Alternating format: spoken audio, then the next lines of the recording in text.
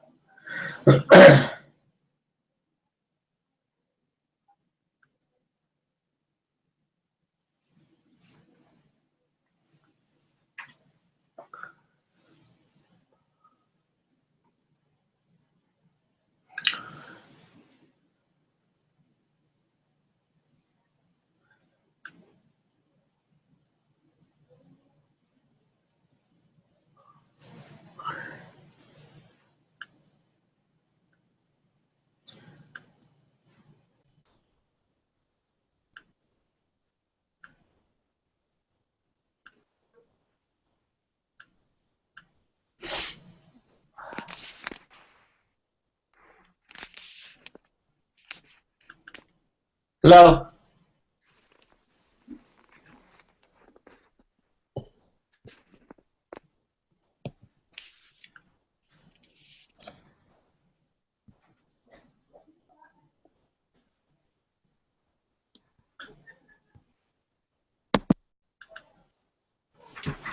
All right. Looks like all of you are here.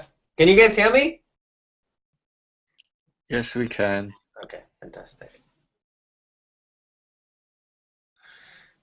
All right. So.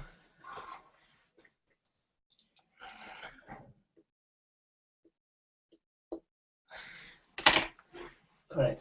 So I wanted to do two things today. I want to go over the Zara case, which I see is a part of the syllabus in NUS. So I think they do something else at Zara. So I thought I'll give you a introduction to the Zara case. And then what I wanted to do was ask if you had any questions on inventory and so on, and schedule a time for office hours next week sometime. So we have a couple of one more chance to talk before the exam. Okay.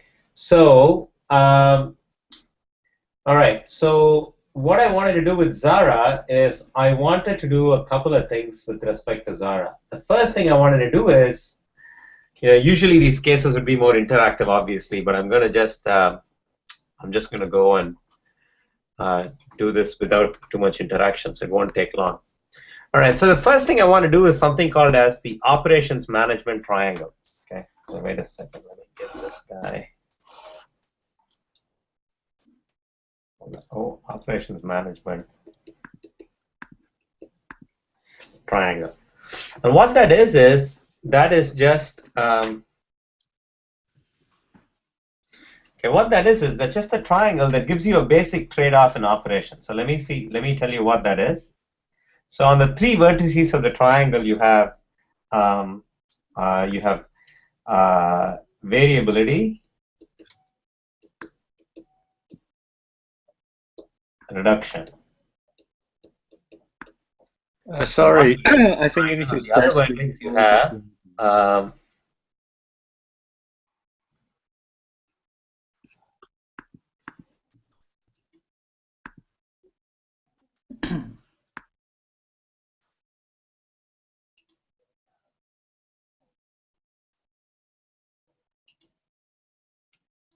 on the other vertex you have excess capacity.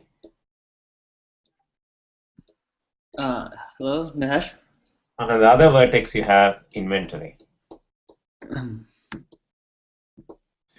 Okay, so what the operations management triangle tells you is Mahesh, that we can't see these any. three things, variability reduction, excess capacity, and inventory, are substitutes in running the operations of a firm. Okay. So what that essentially means is Mahesh, when you're designing your operating system or you're designing a process or a lot of different sorts of things that you will do in operations, you want to think of how you invest in these three attributes, meaning, are you going to have excess capacity? Would you put effort into variability reduction? Or are you going to just have to tolerate inventory? Are you going to just have inventory costs? Or are you in a business where you need a lot of inventory because you don't have excess capacity or you cannot reduce variability? That is a trade-off that as an organization or as a company, you often look for. So I'm going to give you a couple of examples and then we'll get to what Zara does.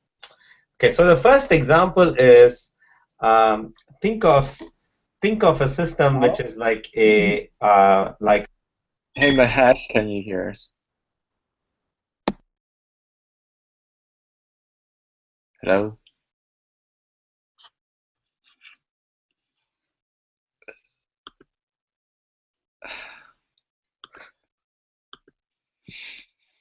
I think it's because Amy muted Mahesh. Can anyone else hear me? Yeah, now, the thing is, Well, it doesn't make a difference because we can't see. Okay. Mahesh, can you do a screen How do you share? unmute? Amy, can you unmute him? I have no idea how to do that. Oops. Guys, I'm so sorry. I think I accidentally muted. That's all cool. You can hang out. We Oh my can. god. Mahesh, if you need technical support, you can install TeamViewer and I can assist you.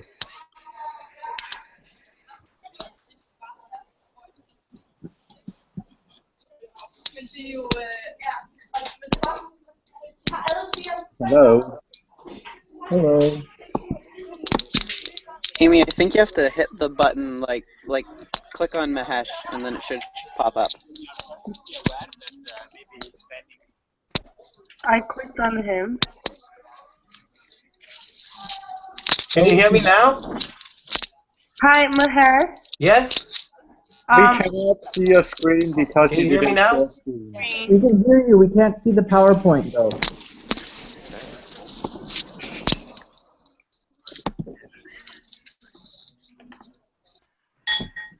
Mahesh.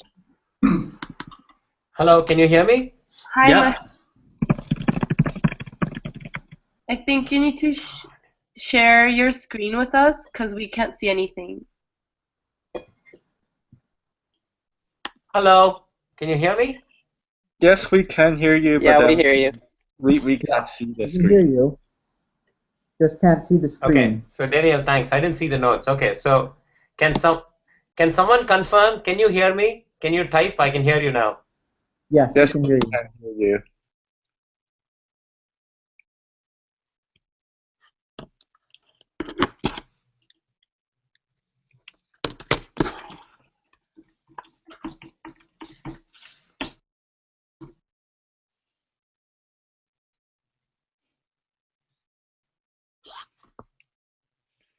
We cannot see the slides.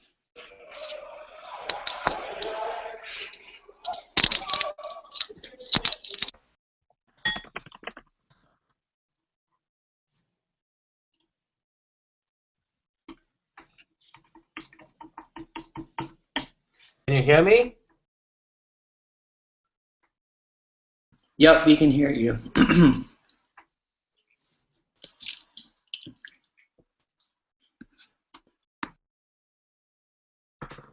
Okay, just wait. Just wait.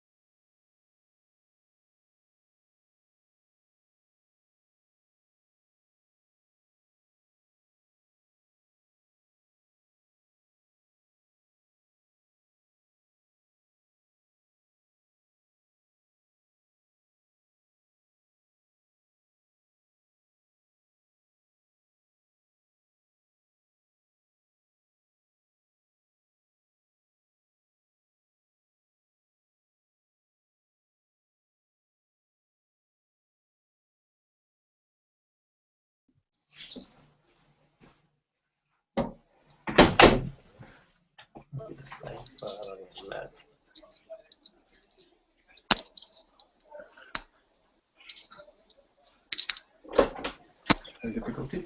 Oh. They can't see or hear me. I just don't want them to see me. I just want to hear me. So they can't see the slides.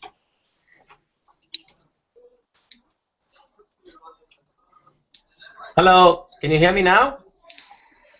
Yes, Yep. everything is good. Can you hear me now? Can you hear us? Yeah, it's good now. And you can see the slides also, right? Yes. Excellent. Thanks. All right. Yeah, I don't know where I left off. So what I was saying is so did you get the part where I talked about what the operations management triangle is?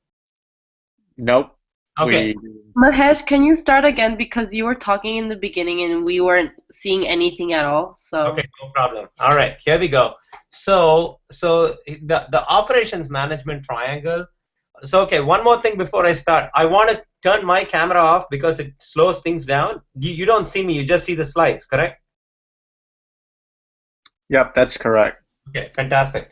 All right. So there is a basic trade-off in designing an operating system, and that's what you're seeing on your slides.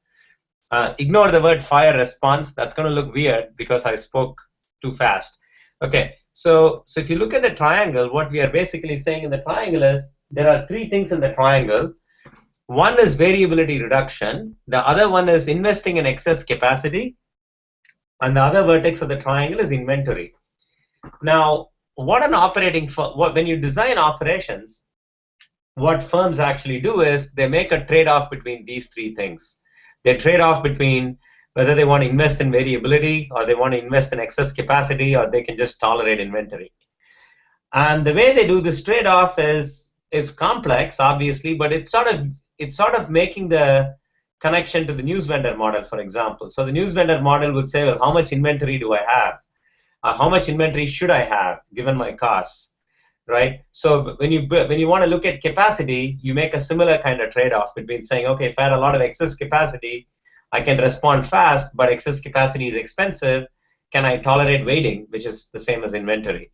And variability reduction is you can engage in lots of different activities that would reduce variability. One is forecasting, of course, but there are lots of other things you can do, and we'll discuss that in a minute in the context of Zara. So what I wanted to do before I launch off into Zara is I wanted to give you a few examples of operating systems that sort of see this trade-off. So you can think of this trade-off in two ways. One is that you can use this trade-off to design a system based on your costs. The other is to examine an existing system using this triangle to see how the system is actually working or characterize certain systems. Well, the other thing I said, and I don't know if you heard me, is that the reason I wanted to do Zara and Barilla is that these are two cases that, if I'm right about the person who's going to be doing some of your classes in NUS, they'll probably very likely allude to these two companies. So, and Barilla is like a very famous case, so hopefully you'll have a look at it, and here's looking at Zara. Okay, so back to the fire response system. Now think of fire response, right? That's in North America. You look at, there's a fire and you call 911 and, shows fire engines and firemen respond. So that's the system we want to look at, and we want to examine it using this triangle. Now, if I look at the fire response system and I ask myself, let's look at the variability part of this triangle, and I ask, is this a system that has a lot of variability? And the answer is obviously yes, because you don't know when a fire is going to happen, you don't know where it's going to happen, you don't know how big or small it is going to be, you don't know the resources that it's going to take to put that fire out, and you don't know the cost. Lots of variability. Now, can you reduce that variability? From an external perspective, it's hard. You can forecast, yes, more fires likely to occur during in the summer. On extremely hot days, it's more likely to have. More fires likely to occur during Christmas time because people put lights up and they don't really think hard about the electricity. So things of that sort, right? More fires can happen during lightning storms. And you know that. So we know certain things like that, and you prepare. But beyond that, we really don't know a whole lot about when fires are going to be and how big they're going to be. So if I look at this part on variability reduction, for a fire response system, the answer is, well, there's only so much you can do. Investing in variability reduction is not going to pay off, meaning it is a high variable system which you cannot control a whole lot. Okay, so then we can move to excess capacity. So let's look at excess capacity. Actually, let's look at inventory. So I want to now look at inventory, and I want to ask, okay, is this a system where the cost of inventory is high? Or can I just strategically keep inventory? Now, if you look at inventory here, I mean, depending on how you see inventory, I look at inventory as the same as response time in this system. So we're not actually talking about the inventory of fire trucks and so on. That's not really your inventory. That's actually your capacity. Your inventory here really is, think of the requests that are coming in and how many requests are in the system. That's your inventory, and that would be burning houses. So you don't want to have a lot of inventory, obviously. Your inventory costs are high, meaning your response time to put a fire out needs to be pretty short. So your inventory has to be low. Your variability is high. Your inventory needs to be low. So you cannot really have a lot of inventory. You have a high variable system, so you cannot really indulge in variability reduction. So if you want to run the system smoothly, you really need to be looking at investing in excess capacity. Now, what is excess capacity? Excess capacity is, if I know what the utilization of a certain system is, 1 minus the utilization is going to give me an idea of what the excess capacity is. So I won't ask you, I'll just tell you the average capacity utilization of fire response systems in North America, and this is an average, in some places it's obviously higher and some it's probably even lower, is 6%. So what that means is that on an average, a fireman or a firewoman and a fire truck is going to be working only 6% of the times that it's actually there. Most of the time, firemen don't do anything. Neither do they, just sit around.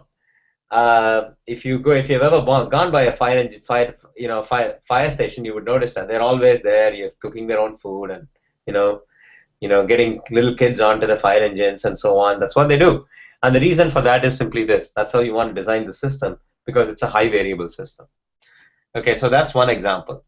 The next example I want to give is, you can think of a system, let's see, you can think of, a system like, let's look at the emergency departments in Vancouver, right? So if you look at an emergency department in Vancouver, great, I erased the triangle. That's okay, I'll put it back. If you think of an emergency department in Vancouver, and we can ask what kind of system they're looking at. This is not so much design, but this is more about how the system actually looks, right? If you look at an emergency department, so this is ED. Well, they also operate on a very high variable environment, right? So they have high variability. So this is high. So reducing variability is hard in an emergency department. They try, they forecast, they do a lot of process improvements and so on, but it's just really high. So what they do is they now have to trade off between excess capacity, meaning having a lot of docs and a lot of beds and a lot of nurses, versus having high inventory, which is having a long time for people to actually be seen, right? So high inventory is the same as flow time. So when you go into an emergency department, it takes a long time for you to be seen. Now, I'm not going to get into how they made this trade-off, but they clearly have traded off in the way that their excess capacity is very low.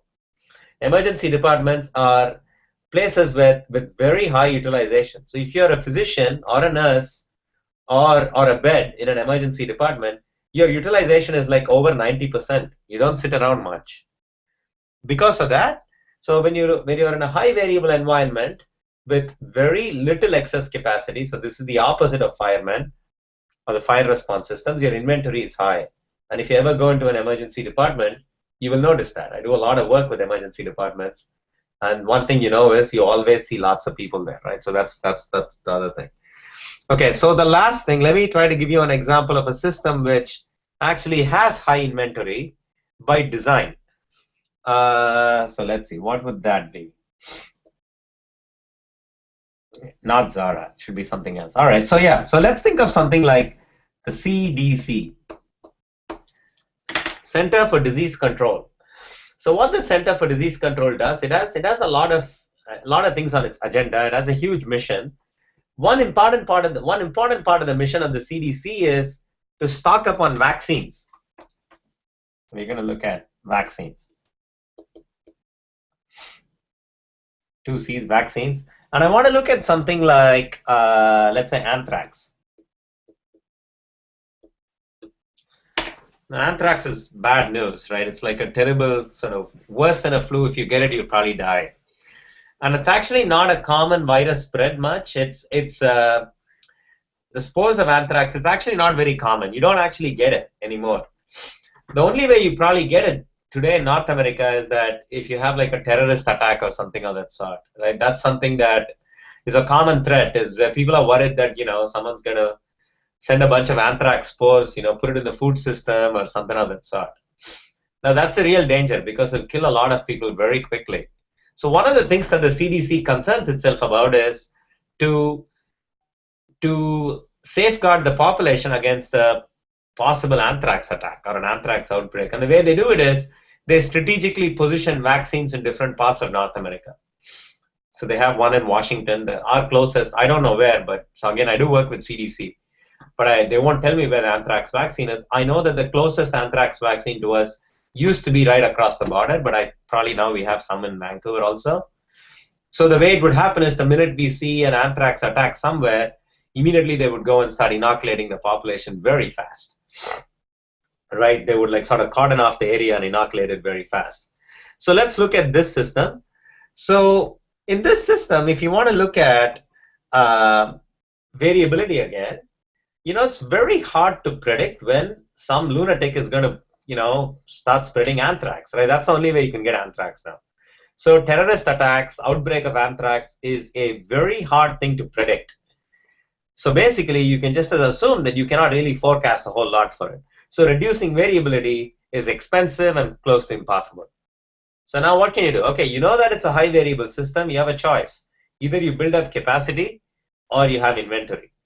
Now, if you want to look at anthrax vaccines, it is very hard to build excess capacity, or what I mean as quick capacity. Meaning, if I tell you that there is an outbreak in Toronto, even if I told you that there is going to be an outbreak of anthrax in Toronto tomorrow, there is not a whole lot you can do. It takes around 3 to 6 months to produce a vaccine for anthrax.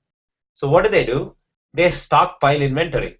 So here is a system where they have lots of inventory sitting around, strategically placed all over North America, actually all over the world, as a countermeasure to an anthrax outbreak, which is a high variable. It's a highly unpredictable outcome, and is a system where capacity is very scarce.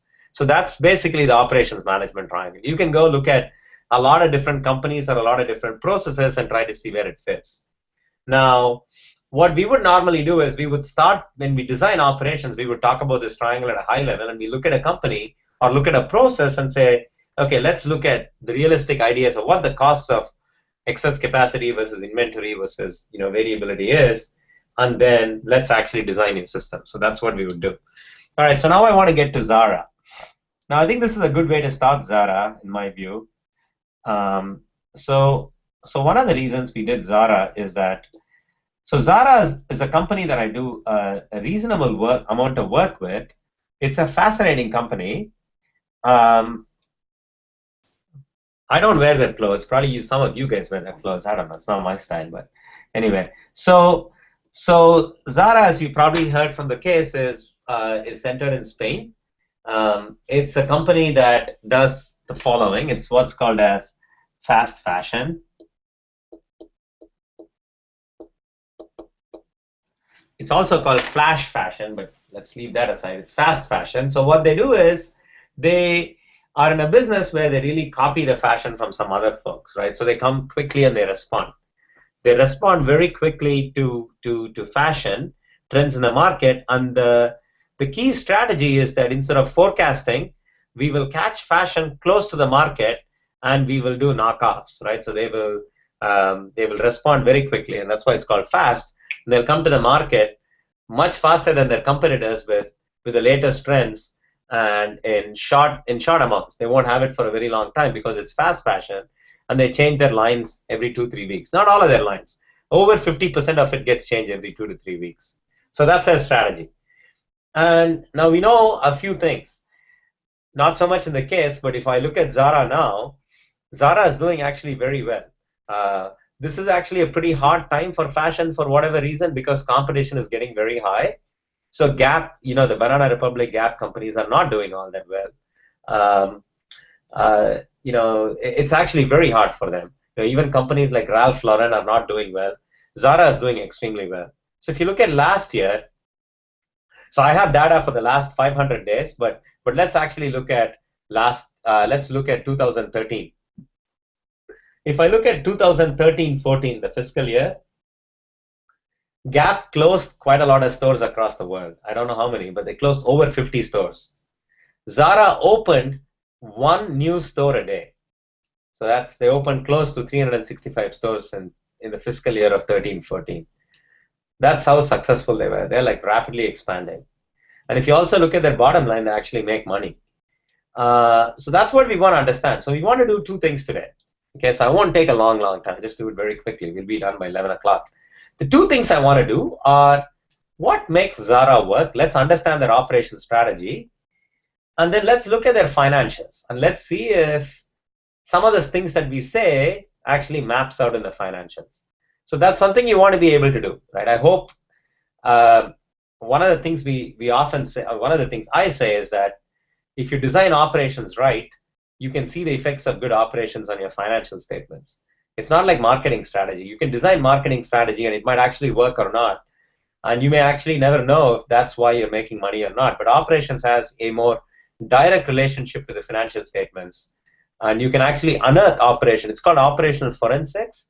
You can look at the financial statement of companies and try to understand what their operations may look like. And then you can reconcile the two. And that's another thing I want to do. All right. So let's try to understand Zara's strategy, right? And let's try to understand Zara's strategy really from the operations management triangle, right? So let me see where we can start with. Okay, so throughout the case, one of the things that you've often heard about Zara is that their inventory is very low. They want to have low levels of inventory, right? Low. That is something they've said repeatedly, right? Their inventory is low. And so I'm going to write down these three pieces. So I'm going to look at inventory, to look at capacity. I'm going to look at variability.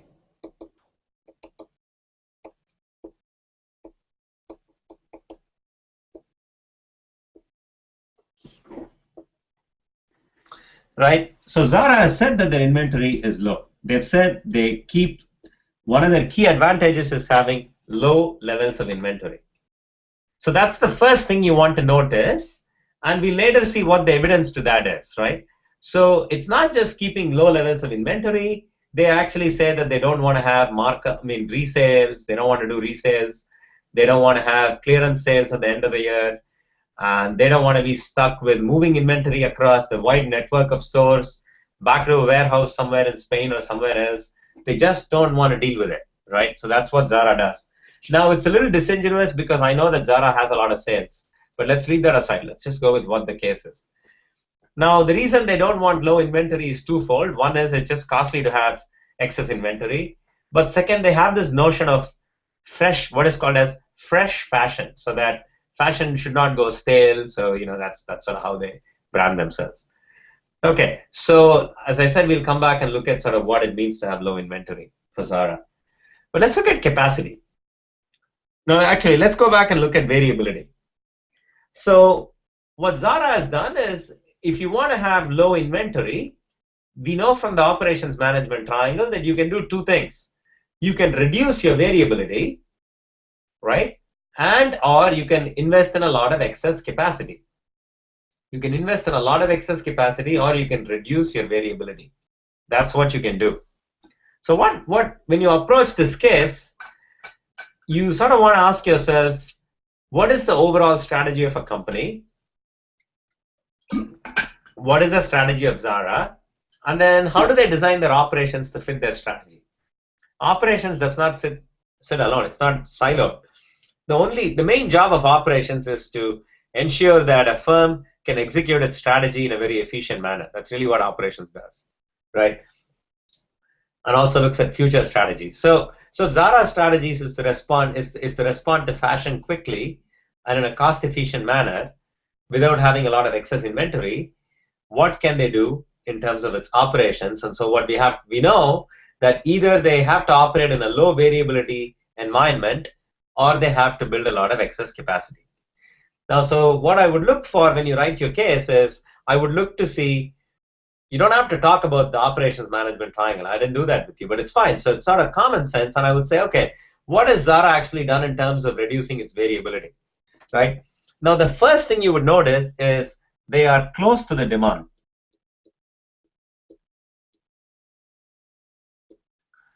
So that immediately brings their variability down, right? It's, again, what I'm saying is very obvious. If I have to forecast fashion for next August now or next winter now, and I have to produce for next winter now, and I, let's say, place orders with my suppliers today, it's not unlikely that I'm going to make mistakes because I have no idea what's going to happen next winter.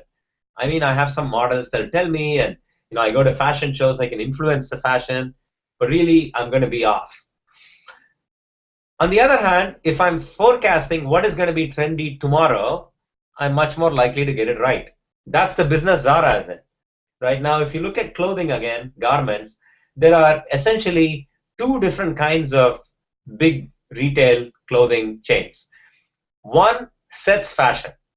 So these are, you can think of Gucci or I don't know, Armani and guys like this who Vera Wang, I think I've heard this name. So these are people who would like sort of set the fashion, right? So they're not really forecasting so much. They are saying, this is what we do. We are like artists, and you have to buy our product. That's it. And they go to fashion shows. They show what they've designed, and people say, "Oh, that's great," and then they start buying that. Now, Gap and Banana Republic are not in that business, right? So they are in the business of actually following fashion, right? Forecasting and following fashion, right? They try to set fashion, but really they're not very successful. So they actually forecast and see what people would like. And Zara is in that business. So what Zara is basically saying is, look, if I'm not going to be creating fashion, what I need to be doing is not forecasting. Rather, I would rather be very close to the demand and predict. So that's one way in which they decrease variability. It's not easy, So we are right now just talking about reducing variability. We want to see how you can respond to that as an organization. So they do that close to the demand, and they get a lot of customer input. So that's one. So the second thing I'll do is a lot of customer input. You read the case, you probably know that they have these, electronic devices where constantly customers are talking to store managers and store employees who collect that information and they forward it back to Barcelona. And I know this. If you were here, I would show you some sort of analytics on how the Zara actually uses information coming in from stores to predict what the fashion is going to be very soon. That's something that they do real time almost. They feed that information back to the designers, and the designers design stuff that that'll be of local interest. So one place that they do it in the United States really is New York. In New York, the Zara stores actively solicit customer feedback. So you go in and you buy a sweater. They would say, "Oh, why do you like this sweater? So would you like the colors? How would you like it?" So then they say, "Oh, I prefer that the buttons are on the left-hand side or the right." They hear that 50 times. They relay that information to Barcelona. And then Barcelona says, "All right, so I guess New York, this is what New Yorkers want." And they'll come back with it in 2 weeks, right? So that's customer feedback. A lot of customer information or customer input is fed back. So those are two things that they do. Now, when I think of variability, when you think of variability, you want to think of variability in two ways. One is external variability coming into you. That's your demand. Like that's the two things that we said, close to demand, customer feedback.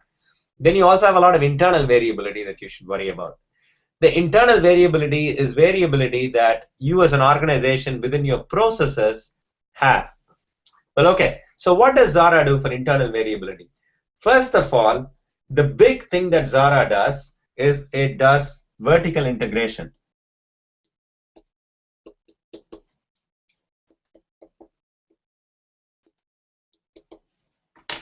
Okay, what is vertical integration? You probably know what that is from your strategy classes. Your vertical integration means you own more of your supply chain than probably your competitors, right? You're integrated forward and backward. Zara is highly integrated. Zara makes most of its clothes in Spain, not most, over 50%, or very close in Europe. It owns a lot of its suppliers. It owns a lot of the tailors and the garment designers. It doesn't outsource, and I mean, it does some, but it doesn't send off its orders to China or India or Bangladesh or wherever clothes are made. And the reason for that is when you vertically integrate, the more you integrate, the lower your process variability is, right? I mean, you can imagine this very easily. I send, let's say Zara needs to respond to fashion. It sends off its orders to a supplier in India, and then, there's a lot of unreliability. Would the supplier send the orders back in time? Would they actually make things of the right quality? Would they screw up? Zara cannot tolerate that because it's fast fashion, so it vertically integrates. Zara also vertically integrates a lot of its retail outlets. It's not a franchisee model. It owns its stores. Because it owns its stores, it exactly knows where it can set up a store.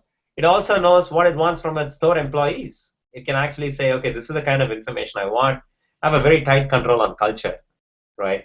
So when you vertically integrate, your costs go up. And when you vertically integrate, your costs go up. The reason companies outsource is because of cost advantage, right? So Gap will have a lower per product production cost than Zara would because Gap sends a lot of its clothes outside in high volumes. Zara vertically integrates, and because it vertically integrates, it also does some crazy stuff. So there's a lot of, so when you vertically integrate, it decreases your variability, but it often causes diseconomies of scale. So you lose economies of scale. Well, you probably read in the case how Zara uses FedEx to ship its clothes. That's what happens, right? You respond fast. You cannot actually send container ships from India over to like New York. You have to sometimes quickly send small shipments on FedEx. So typically when you vertically integrate, one consequence is your costs go up.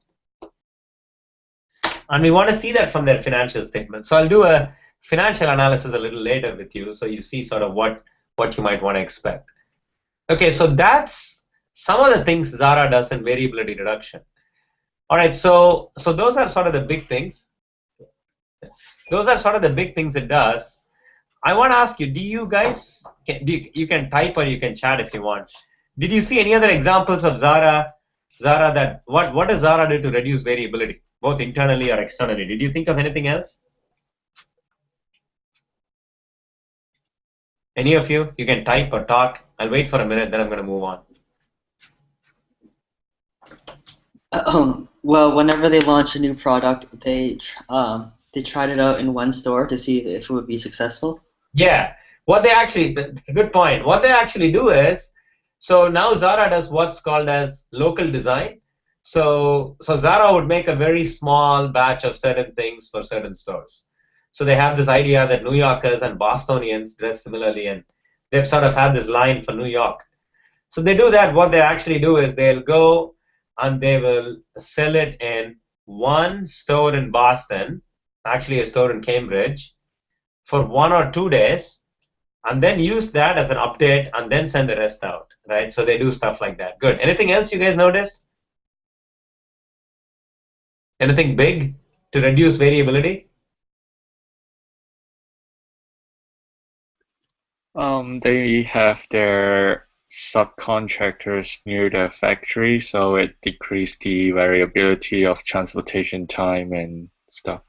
Correct. Look, yeah. So you're absolutely right. So when I talked about vertical integration, they're also integrated geographically, right? So they produce a lot of their clothes in a place called Galicia in Spain. So now Galicia is not in a city. It's like sort of near the Mediterranean Sea. And Galicia is actually not a very rich part of Spain. Galicia's main economy was fishing. Galicia, I don't eat seafood, so I wouldn't know, but Galicia is like, used to be known for like fantastic seafood. Well, that changed a bit because there was a big oil tanker disaster that like killed a lot of the seafood business. So So for a while, people were actually not doing really well, and then Zara opened up, and Zara is an integral part of the economy in Galicia, and that they're very close to the factory. So that is actually true. So that goes back in terms of location and vertical integration. Anyway, so I won't keep doing this a lot, but you can sort of imagine the other things they do for variability reduction. The big point to notice is that even though they are in fast fashion, they operate in many ways they operate in many ways in a lower variability regime than many of their competitors. That is an important part to note, because it's very easy to think a company like Zara must have extremely high variability. True, but look at all the things that they do. So we talked about inventory. I haven't spent a lot of time on inventory. We talked about variability reduction. There you go. Wow. That's why I like teaching undergrads, which I don't do often enough. Immediately you get to the oil spill. Okay, good. So thanks, Daniel. So, okay, let's look at capacity. Now, so the oil spill happened a while back, by the way. It's not anything recent. It happened during not the current regime, not the previous regime of Zapatero, the one before that, Pinar, I think. I forget the name of the guy who was the president of Spain at the time. It was a right-wing party. Anyway, okay, so all right, so let's look at capacity. So now I want to talk about capacity in two ways before I actually dig into Zara's capacity. So companies, and this is not just fashion companies. Another company I work with is a company called Dow AgroSciences. So this is Dow. It's a chemical company, but they also do a lot of agricultural work, which is again a very high variable environment. So roughly speaking, capacity can be divided into two. One capacity is called reactive, and the other capacity is called speculative.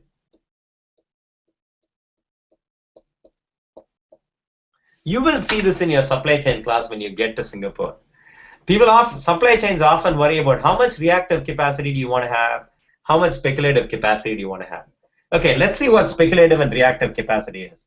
Speculative capacity is the capacity that a company has purely for speculative purposes. And what I mean by speculative purposes is it's not like that they're gambling. What they're basically saying is, this is what we speculate is going to be long-term variability, and let's put capacity for that. So let me give you an example. So if you look at Gap or other companies in this sector, they would reserve capacity with suppliers in India and China and other places, right?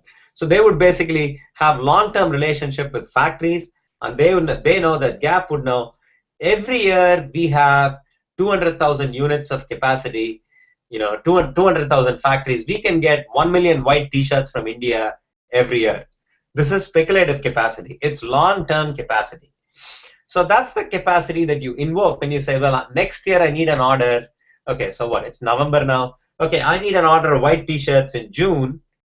I need about 500,000 white T-shirts. Let me call on my speculative capacity. Okay, Indian factory, make me these 500,000 T-shirts, deliver it to me in March. That's speculative capacity. It's cheap. Because it's speculative, it's cheap, right? It's long-term. It doesn't deal with variability. It deals with long-term requests. That's your speculative capacity. So in a hospital system, a speculative capacity is how many ICUs do you have? How many operating rooms do you have? Those are speculative. If you have a terrorist attack and a lot of people need surgery, your operating rooms are not enough. Operating rooms are, well, I know that in the next 3-4 years, so many people are going to have their hips replaced. So how much operating room capacity do you need for hips? That's your speculative capacity. No problem. So your reactive capacity is your more expensive capacity. That's the capacity you actually use to react to immediate changes in the market. So if you're Zara and you're in the business of making fast changes because your fashion is constantly changing, you would naturally invest in reactive capacity. And reactive capacity is expensive. And reactive capacity often is close to you. Like what Ivan said, or one of you said, that reactive capacity really means that you have it close to you, it's expensive, and often it is not going to be used sometimes, or you should really have low utilization of your, like Gap, anyone like Gap, not exactly Gap, you would have 85% of your capacity in speculative and 15 in reactive. So you don't blow a lot of your capital. These are capital costs, capacity. It would show up in your assets. If you do ratios like return on assets, your capacity cost would show up there. For Zara, what I'm going to write in red is Zara. Zara has close to 50%. 50%. Actually, they used to have 65% and 35%, and now they moved to like 50%. Right? That's very high for a company in this sector. That's what Zara does. And also, what Zara does is it has a lot of excess capacity.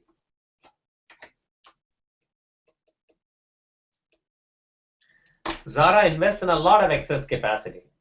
And the way it does that is you can actually go, so after I'm done, I'll send you some slides that I'll make for you guys. So what Zara does is the excess capacity, one way in which you can see it is if you look at their warehouse capacity that's given on the case, you can look at what their total warehouse capacity is working, let's say, 8 hours a day, 7 days a week. Well, they're Spain, so maybe they don't work 7 days a week, but assume even 6 days a week. Look at their total capacity, and then look at honestly, they work more than 8 hours, and look at what their throughput is, what they're actually throughputing now. You will notice that their capacity utilization is like 60%. Warehouses, in terms of throughput, in India or China have very high capacity utilization. You don't want to waste that, right? And this is in Spain. So you can do some calculations like that, and I'll do that for you and send it to you later. They have a lot of excess capacity. So going back to the triangle, here is the bottom line. They've done a lot to cut variability. It's been costly because they vertically integrate. They cannot tolerate inventory, and they invest heavily in capacity, excess capacity. That's Zara's operating system based on the fact that Zara wants to respond quickly to fashion. Okay, so that's sort of how their operation sits. Now what I want to do after this, I'm going to give you a couple of minutes. After this, what I want to do is I want to go to each one of these and I want to see how you can compare Zara and Gap on the financial analysis. Okay, so that's what I want to do. So this is sort of Zara's strategy. One last thing I would say is, in many ways, what Zara has sort of done is it looks at it like a fire response system. That's what a fire response system should be doing, right? Except a fire response system is not actually in a position to reduce variability. But what is common to Zara and a fire response system is they're both reacting to immediate changes in the market. They're not designing their operations for what is going to happen 6 months away. They design operations for what's going to happen today, now. That's one thing that's common to them. The second thing that is common to them is they both invest in high levels of excess capacity because they both do not want inventory, right? So that's again what is common to Zara and fire response systems. One other thing that they do is that they also vertically integrate. They own their ambulances. They have firemen. Firemen don't go to restaurants to eat. They cook inside the fire stations. They're actually highly vertically integrated, right? You can sleep inside. You can exercise inside. You really want your firemen in the fire station ready to respond. That's vertical integration, right? And they also are close to the customers. Now, what are they doing close to the customers? Fire stations in the local area would often come and inspect certain things for you. They would come and inspect electricity. Before Christmas, if you call them, they'll happily come and tell you if your Christmas lights are safe or not, right? I mean, they are worried about liability, so they're not going to rewire your house or give you electrical advice on your renovation. That's not what they're going to do. But they will come and talk about safety quite often. They do all that because they want to be close to the customer to sort of figure out. In some parts of Canada and in the United States, they actually know who are the old people who are living close to them because they also provide frontline emergency, right? So that's something they do. So that's sort of what they do. That's what's common between these two. All right, so I'm going to wait like 1 minute and ask if you have any questions or if this made sense to you.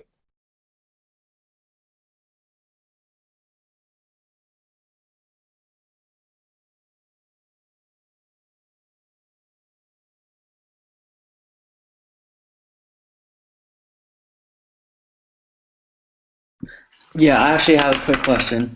Yeah. Can you explain quickly what excess capacity is? Because I'm kind of confused about that. No problem. So Colin, whenever you think of capacity, So you want to think of what is called as utilization of capacity, right? So you want to look at your capacity and you want to ask how much of your capacity are you actually using in the long run, right? So if you want to look at utilization of your capacity. So what is utilization? How much you do versus how much capacity you have.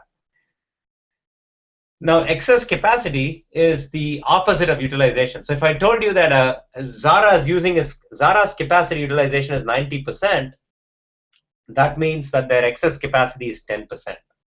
So in the context of Zara, when I talk about excess capacity, what I'm looking at is how much can the throughput from a warehouse be? For example, if it worked 100% of the times, let's say that I told you Zara's warehouse is capable of sending out 200,000 shirts every day. That's how much it's capable of spitting out, right? But they only do 50,000 shirts a day. What that means is that their capacity is only 25%. Their capacity utilization is 25%. That means they have an excess capacity of 75%. That's what it means. It's a very rough calculation, and that's it. So for example, let me give you another example. So let's say you look at a call center, and let's say that I told you that a call center. So how would you measure utilization in a call center? You go into a call center, you look at the call center operators. You look at the call center operators and you measure them for a very long time, and you ask how much of the time that they were there. Let's say they were there for 8 hours, and you calculate in minutes. Let's say that in 8 hours, for 2 hours, they were actually not on a call. They were just waiting for a call, drinking coffee or something of that sort. That means 2 out of the 8, they were not being utilized, right? So that's, right? That's 25% of the times they were not utilized. So that means their utilization is 75%. They had an excess capacity of 25%. Does that make sense, Colin? Yeah, but when you mentioned the CDC example of the vaccine, it seemed like you're talking about excess capacity being able to produce something quickly. Correct. You are that's a good point. So excess capacity can now be measured in terms of time, right? So in the CDC example, the excess capacity is the speed of capacity, really, right? So I can invest a lot of factories that can make it's my ability to react very quickly and come back. That's how the excess capacity would be interpreted in the context of the triangle in the case of CDC. You're right. It's not strictly how much you're doing, but it's how fast you're doing in that case. Okay, thanks. Yeah. Okay. So was Zara clear? Does that make sense to you guys on what Zara is trying to do? Yeah. Okay, good. So I'm going to do some financials next, and then before that, what I want to do is, so if they ask you in NUS or somewhere, they'll ask you these sorts of broad level questions like, if Zara has to expand to the United States, what do they need to do? So the way you would approach that analysis is twofold. First, you look at their strategy, then your operations. Then you say, okay, they want to expand to the US and they don't want to change their strategy, meaning they still want to respond fast to fashion, low inventory. Okay, so I know what I need to do from their operations, right? So now I need to go back and look at capacity and variability and ask, what the heck am I going to do? So if I want to go to the US and I want to do it in an efficient fashion, and if the US market actually takes off, I mean, you can talk about things like, well, they might first want to open in New York, see how it does, then move to Chicago or LA. You can say things like that. But at a high level, what you want to really ask is, sooner or later, they will need to look at investing in capacity in the United States. Because using Spain's capacity to ship high volumes to the US quickly using FedEx is going to kill them. They can't do that, right? So if the US ever takes off, they'll need to really design a new supply chain in the United States, adhering to these high-level operational principles. All right, so what I want to do is, the next thing I want to do is, I want to look at the financials. So I want to look at inventory first. So have you guys done some financial accounting? Yes, we did financial accounting. Okay, fantastic. So you know how to read balance sheets and financial statements and do ratios and things like that. So what did you think of Zara's inventory compared to Gap? How did you compare that? So Zara has a higher inventory turnover, Okay, can you tell me what it is, Ivan? Like, how did you do this calculation? 1 second. I have it somewhere. I'm sure you do. I look for it. It was confusing because they gave us one in one of the exhibits, but then when you calculated it from the balance sheet, they were quite different, actually. Yeah, you know what that is? The reason is, I'm glad you noticed that. What that was they gave inventory turnover for the entire company. So the financial statements are for all of Inditex. Okay? Okay. It's their group. And then in the case somewhere they give you Zara's inventory turn just by itself. Yeah. So that's okay. Let me look up that. Where is Zara? Where is Zara? I'm just searching. Where is Zara? Ah, yes, here it is. Okay, so if you look at the inventory turns, and the way you do inventory turns, you guys know this is cost of goods sold divided by inventory value. If you do that, you will get for the whole of Inditex, you'll get 5.3, right? And Gap is 4.51, which is actually very close.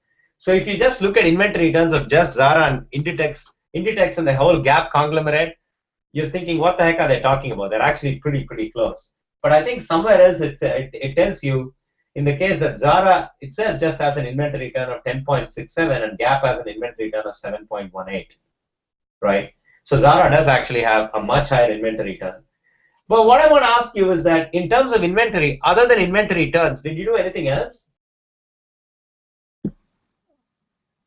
Yeah, I looked at the store and saw like how dense the inventory was in the store, how many employees they had per store, per area, and some analysis there. Excellent. That's very good. We'll come to that in just a second. But before that, did you do anything even before that? Not even just by looking at the stores. No, the store thing is important. We'll come to it. But before that, anything else you looked at? Now, why is inventory turns not? It's useful, but not the greatest measure of how well inventory is being used in a company. One thing I looked at was the percentage of inventory in terms of assets. I noticed, I don't have the case in front of me right now, but for Gap it was a lot higher than it was for Inditex. Yeah, that makes sense, right? So you can look at it in terms of assets, but what else can you look at? Inventory. Did any of you? So here is the problem with inventory turn, right? We know the following: if you have a high margin product, it probably turns slower than a low margin product. In general, not always true. In general, right? Just take some two silly examples. If you're selling diamonds, it's likely that you're going to turn your inventory slower than if you're selling canned soup, right? You agree? That makes roughly makes sense. You can afford to keep more inventory of diamonds because when you sell it, you make a heck of a lot of money, right? Okay. So the other problem that inventory turns don't encapsulate, and maybe it should not, is how much variety you actually have. If you have a lot of variety, your inventory turns are going to be lower.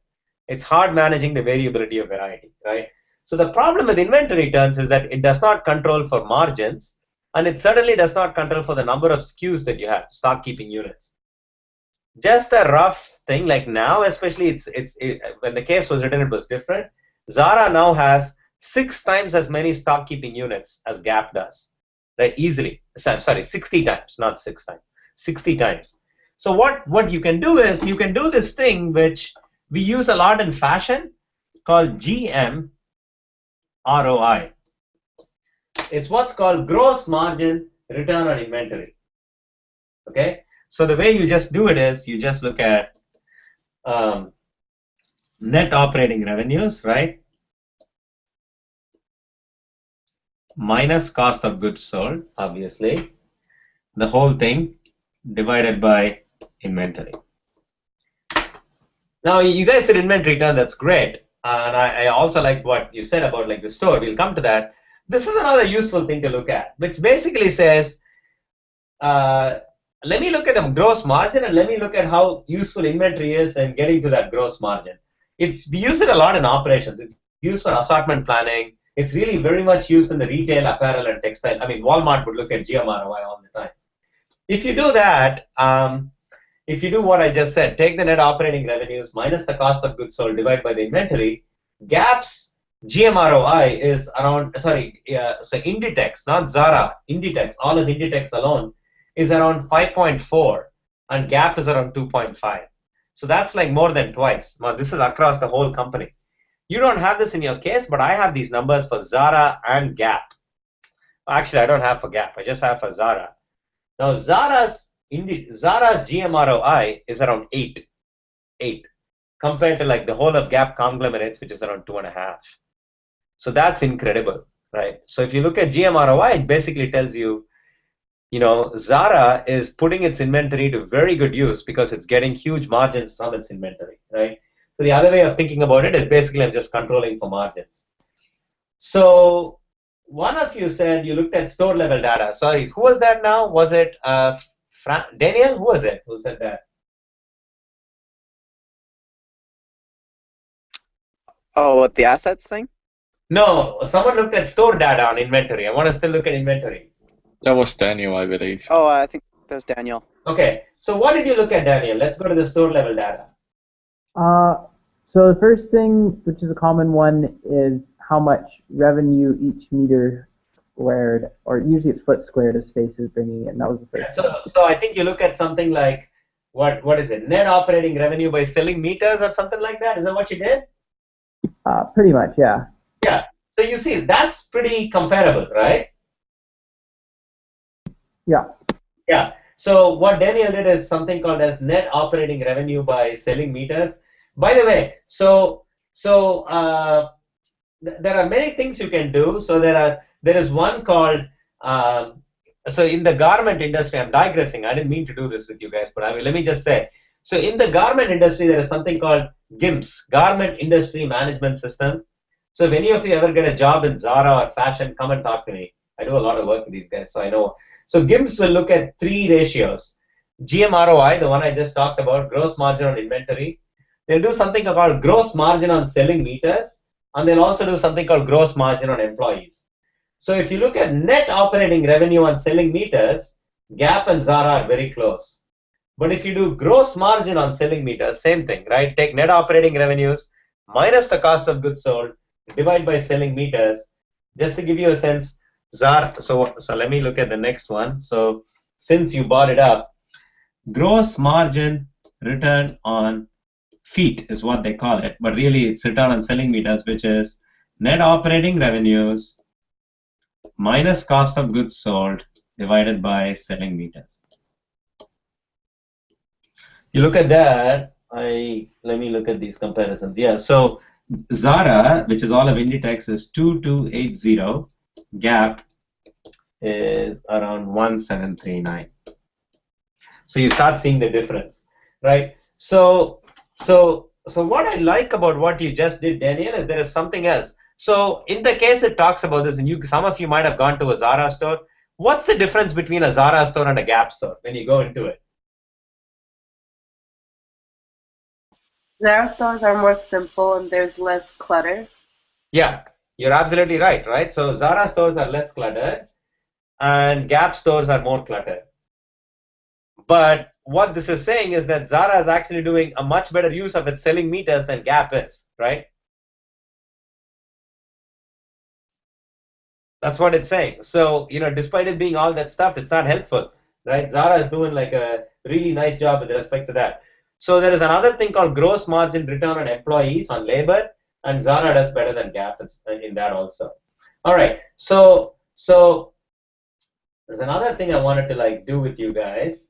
So I wanted to look at this other thing called, since you talked about assets and so on, let's go back. What was the thing you did with assets? You did asset on inventory, you said? Oh, what I was looking at, you mean, or Daniel? Yeah, Alex. Was it Alex you said? Assets on inventory, you said? I looked at inventory as a percentage of assets because I was thinking about like finance, as in how much of your assets are tied up in the value of your inventory. Oh, I see. And you would expect that to be lower for Zara?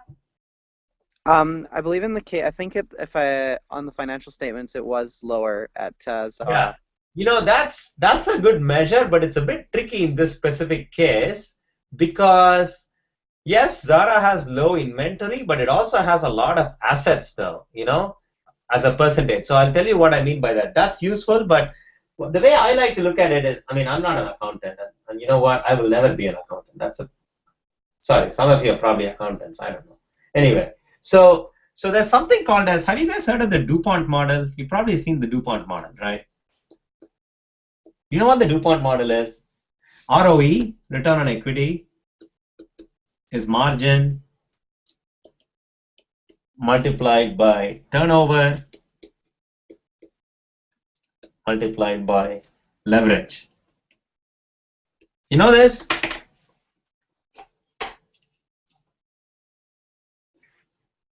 Actually, it doesn't matter if you don't know it. The reason is that a lot of people in you know, when I talk to sort of like students, they look at ROE and then they start like getting all hung up about whose ROE is higher and so on. For an operations person, we like to break up ROE into these 3 points. So the DuPont model is actually something that, you know, some engineers from DuPont came up with, and as you probably figured out, a lot of engineers go into operations. So the ROE basically breaks so the DuPont model breaks the ROE into 3 components. It's simple. It's an easy way to interpret this. Margin multiplied by turnover multiplied by leverage. And so we want to look at turnover as really the asset turnover. So instead of looking at his inventory as a percentage of assets, which is a good thing to do, I want to look at the asset turnover and I want to look at leverage. And I also want to look at margin. So if I do that, so give me a second while I compute this live. So I'm going to do margin, and I'm going to do asset turnover. I'm going to do leverage. I'll try to send you guys some slides for this at some point. Right? Okay. You guys all know how to calculate this, right? You know how to calculate margin, right? I just want a yes or a no. You know how to calculate asset turnover? Silence is going to be conveniently assumed by me as a yes. So let me know if you... And you know how to do leverage? I'm not sure about the leverage. Okay, so leverage is, so what you do for leverage is, you look at total assets and you divide it by your equity. Okay, so if you want to, so total assets is something you have in your financial statement, right? So what you do is you look at your total assets minus your total liabilities. That's going to give you equity, right? So look at your current liabilities and your non-current liabilities, add them up. That's going to give you total liabilities. Subtract it from your total assets. That's going to give you equity. Take your total assets, divide it by your equity. That's going to give you leverage. Okay? Was it too fast or was that okay?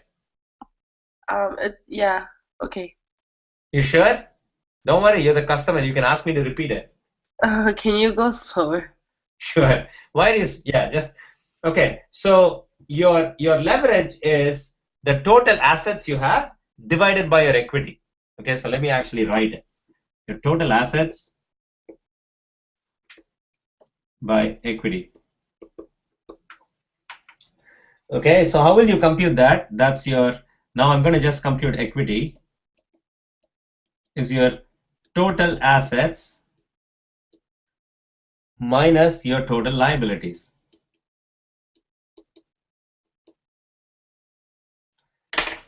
Okay, so your total liabilities, you should be able to look up your financial statements and compute current liabilities plus non-current liabilities, add them up. That'll give you your total liabilities. Okay, so then that will give you, so then take your total assets, subtract your total liabilities, that gives you equity, divide the assets by equity, that gives you leverage.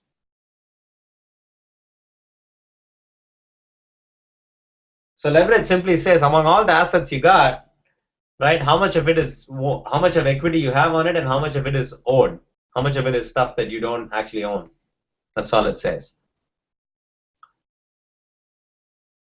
Okay. Are you okay? Yeah. Yep. Excellent. Okay.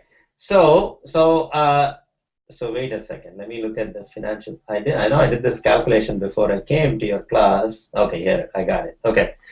All right. So when I look at, so I'm going to write Zara in blue and Gap in black. Okay. So Zara's margin is 10.24, and Zara asset turnover is 1.24. This is Zara in blue, and Zara's leverage is 1.8. Now I'm going to write Gap in black. Gap is 6.4, and turnover is 1.9, and you have leverage as 1.32, 1.3. No, leverage is no, gap is terribly leveraged, 2.3, almost 2.4. All right, so let's look at this and then we'll quit. Right? I mean, we'll talk about something else after this. Would you expect Zara's margins to be higher than Gap's? Let's look at that. Can someone tell me why you think that might be the case?